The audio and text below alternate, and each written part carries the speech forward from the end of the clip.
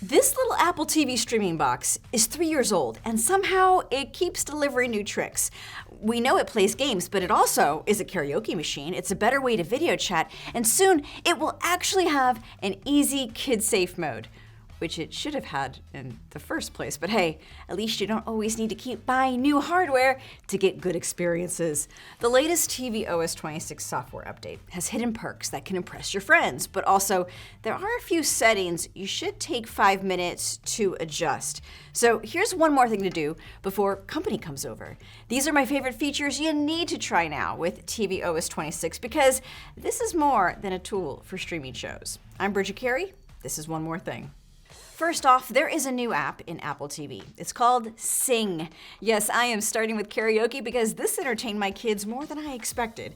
You already could stream music on Apple TV, but now there is a mode where your phone becomes the karaoke microphone, and your guests can jump in to turn their phones into microphones, even if they don't have Apple Music. Now, to turn your phone into a mic, if you're over at someone's house doing the karaoke, you would scan a QR code on the TV screen to jump in. Now, opening up Sing is going to activate a special mode on your phone. After choosing your song on your phone, you're going to see the ability to set the level of the vocal track, and you can remove the vocal track completely if you want. You can also choose how much you want to amplify your voice. You hit play, the lyrics go by on the screen, and if it's in another language, like you're jamming to K-pop, it's also going to tell you how to pronounce the lyrics. Everyone wants to sing into the bottom of the phone, but it's not like talking into a speakerphone. You're supposed to sing into the top of the phone. And if you're not singing, you can send emojis to the screen to cheer on the other singers. Now, you should test this out before starting a party because I did find there was a tiny learning curve in figuring it all out. To do this on the TV, you do need the 3rd generation Apple TV 4K box, which is from 2022, and you do need an iPhone 11 or newer. FaceTime on Apple TV is also so much easier, and it has a new design by just showing contact posters in the corner. Hi. Hi, Grandma. Now, my favorite part is that it uses something called center stage to adjust where to focus to keep your subject in the center of the video, even if your camera is not in the center. And this works no matter how many people are moving around during a call. As you can see, my son is an expert tester for this. As he jumps around, it moves to meet him, and it will go to a wider shot if more people enter the room. All you have to do is just go to the FaceTime app on Apple TV. It asks to connect to your phone or iPad. I used my iPhone. And then I prop up the iPhone against the TV. It does not have to be in the middle. I had it on the side. The software is smart enough to compensate if you need to move and take the phone with you. You can switch the call back to the iPhone anytime.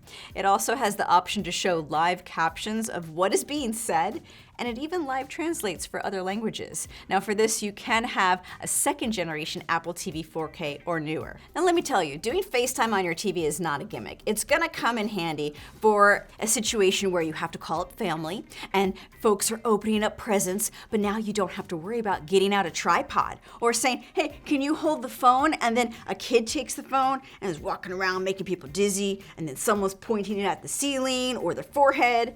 That's not just my family that does that, right? Moving on to Apple screensavers. On your TV, they can be a little embarrassing if you just let it autoplay randomly generated iPhone photo memories. Now, Apple sometimes makes its own montages of cute photo moments, and I love it when it pulls up old baby photos, and it's just the sweetest photo gallery screensaver. But sometimes it'll show photos I took for work or just random mistake photos. So if you want to not have any strange photo surprises with other people around, set your screensaver to Snoopy. It is a delightfully randomized screensaver of Snoopy hijinks and cuteness, and everyone loves Snoopy. And if you don't like Snoopy, how could you?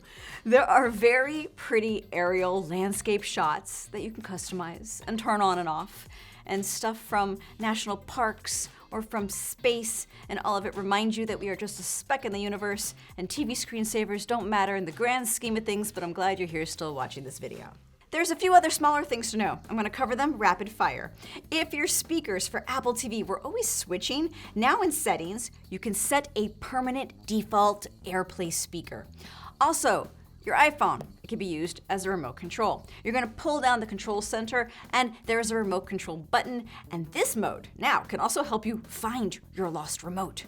It's already common knowledge that Apple TV can play games that you download from the App Store and also through the subscription service Apple Arcade. But some folks may not realize it can pair with other Bluetooth game console controllers, like controllers from PlayStation, Nintendo, or Xbox. In the past, I've even used the app RetroArch to get old Sega Genesis games on my Apple TV. It is a little complicated, but I do have a whole other video on this channel explaining how to do that if you want to check it out.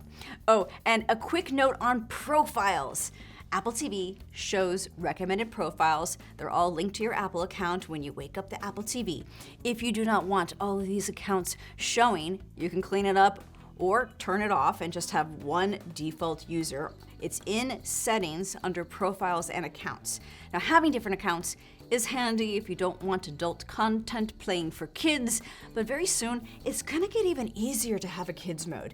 The tvOS 26.2 update is coming sometime in December, and it will let you create profiles on the TV without the hassle of making a whole official Apple account for someone. That means you can get an instant kid-safe mode for streaming Apple TV shows that are PG rated. It's one of those features where you wonder why it didn't exist already. So thanks, Apple. But if you want parental controls to set boundaries for things other than Apple TV streaming, you're going to find it in Settings under General and then go to Restrictions. I hope you found this helpful. Personally, I think Apple TV is one of the more useful Apple products these days, but we don't always make the time to explore all the features. But hey, that's why I'm here every Friday with a show on all things Apple. So subscribe for more Apple tips, and I'll catch you next Friday for one more thing.